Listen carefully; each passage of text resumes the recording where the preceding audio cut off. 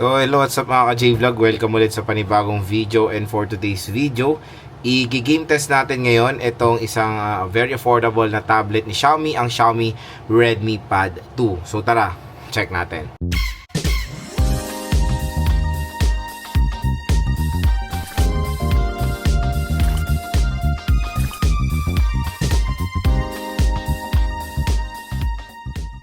So, itong variant na kinuha natin is yung pinaka-base 4GB 128, Wi-Fi only po ito. At kung gusto nyo makuha ng mura lang itong Xiaomi Redmi Pad 2, dito yan sa ating view products. Possible price, pwede nyo makuha itong 4GB 128, nasa around 6 to 7,000 pesos. So, very affordable lang siya. At napakalaki ng screen nito mga ka-J-Vlog. I think 11 inches ata to. And beyond 1080p ang kanyang resolution with smooth refresh rate siya. So, ang ating itetest, ML, Honor of Kings, COD, at PUBG Mobile.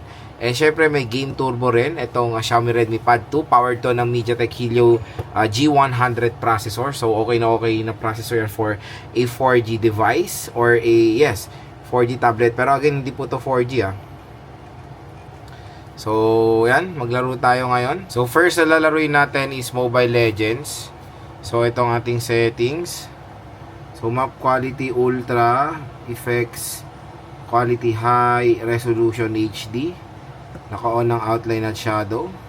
Yan, try natin mag-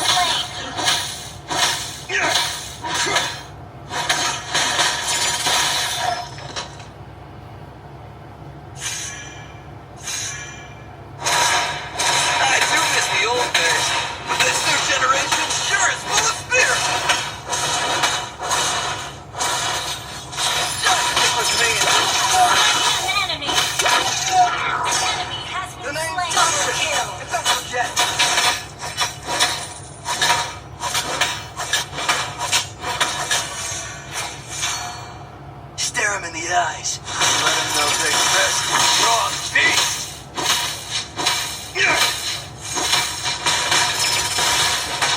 Shoot them up! An enemy has been slain.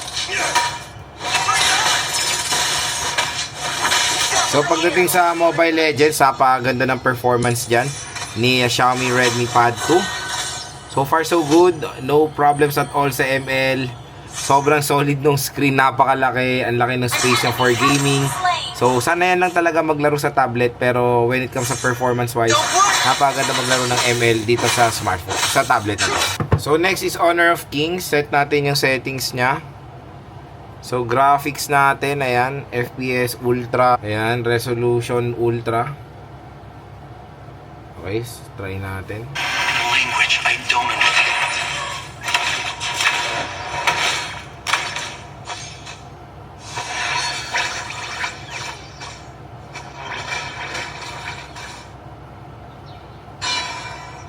I tell myself the truth. Range minions on the farm lane yield more gold. Head.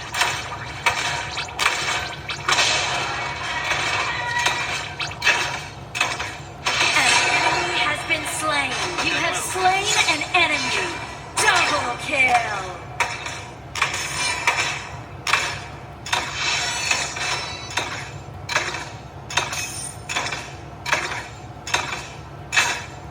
Head into the jungle to farm some extra resources while waiting for the next minion wave.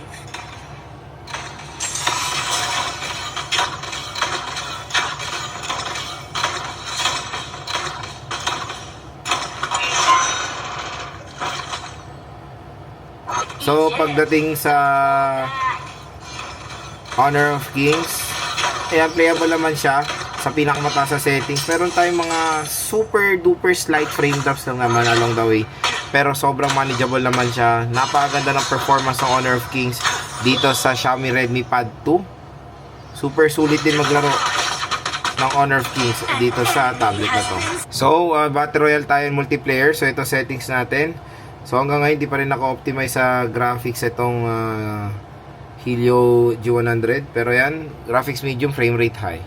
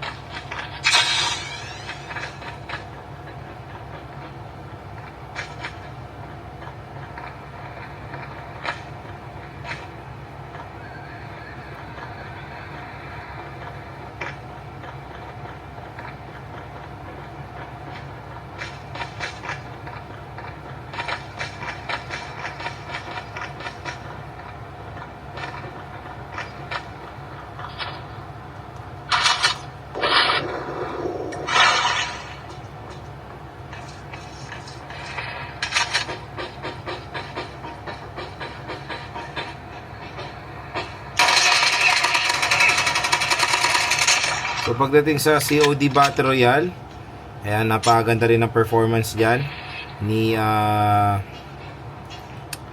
Xiaomi Redmi Pad 2. So far, medium lang pinakamataas, hanggang ngayon hindi pa rin naka-optimize ng G100 when it comes sa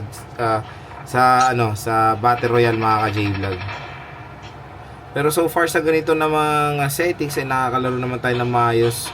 Walang mga malalang frame drops while playing this game dito sa tablet na to. Exploration.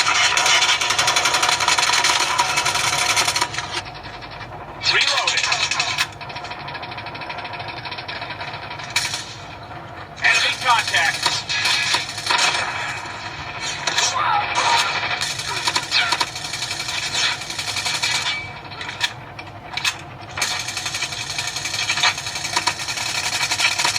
Changing mag, cover me. Sniper.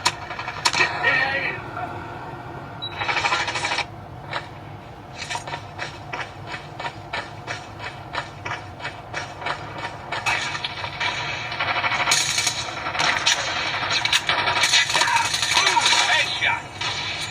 Smoke out. Ayan.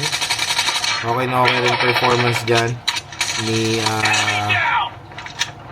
Xiaomi Redmi Pad 2 sa multiplayer. Mas better or mas lighter yung load niya when it comes sa COD multiplayer compare sa Battle Royale. Target down. Playable mga ka-J-Vlog. Itong game na to dito sa tablet na to. PUBG.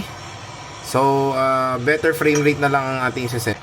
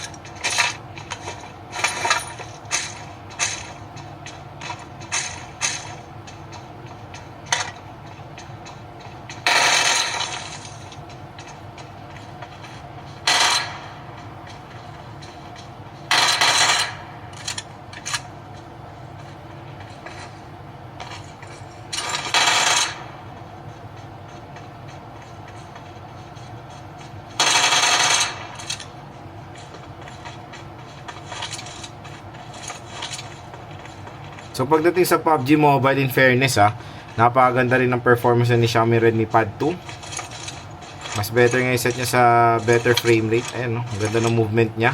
Playable dito sa device na to. So yun mga ka-J-Vlog, ang ating game test dito sa Xiaomi Redmi Pad 2. So surprisingly, even though 4GB lang ang RAM nito, na kaya niya po lahat ng mga tinest nating games. Pwede pong ML, COD, PUBG at Honor of Kings. So playable naman ang lahat ng mga karamihan ng modern games dito sa device na to. Syempre, very powerful din naman ang chipset nito, the MediaTek Helio G100. Pero in terms sa mga ibang games, hindi pa ganun ka-optimize talaga ang G100. I don't know kung bakit hindi pa rin siya optimize sa COD. Pero sa sinet naman natin settings, nakakalaro tayo at yun naman ang importante. Napakaganda ng performance siya, ang laki ng display, sobrang solid, even the resolution. Kaya pag naglaro kayo dito may enjoy nyo. Ang laki ng napakaganda ng speakers, buong buo, sobrang lakas, and napaka-solid nung kanyang display. So, yun nga, sa mga hindi sanay maglaro sa tablet, maganda talaga may patungan kayo para hindi kayo mangawit. Pero kung gusto niya talaga pang matagalan, tanggalin, kunyari, ayaw nyo ng nakapatong, tanggalin nyo yung case para mas gumaan yung device. So, solid, kung naghanap kayo ng isang tablet na pwede rin pang gaming, maganda rito i-recommend, even though 4GB of RAM lang siya, na-handle niya naman lahat ng tinest nating games. At 128GB of internal storage din naman itong Xiaomi Redmi Pad 2. Kaya kung interested kayo makuha ito ng 6,000 to 7,000 pesos, dito yan sa View Products, i-click nyo na ito mga ka-J-Vlog, dahil mura lang at bagsak presyo lang itong Xiaomi Redmi Pad 2 dito sa ating View Products. Pwede nyo ito makuha na may voucher. So yung voucher natin is up to 1,000 pesos off naman yan. At kung i-rate ko ang kanyang gaming performance sa tablet device, 1 na lowest na nga isang score ko dito mga ka-J-Vlog, nasa 8.5. Okay na okay to, pero nagkulang lang siya dito sa data or mobile data. Mas mahal yung mayroong mobile data nito. I think nasa 10,000, 9 to 10,000 pesos at yung 4G netong device na to. Pero Wi-Fi all goods naman yan, as long as yun nga, hindi naman kayo kumbaga parati umaalis. Pwede na naman to personal hotspot para mas all good. So yun mga ka-J-Vlog, napaka-solid itong Xiaomi Redmi Pad 2. Definitely maganda rin siya i-recommend para sa inyo kung naghanap kayo ng isang tablet na kayang-kaya rin pang gaming.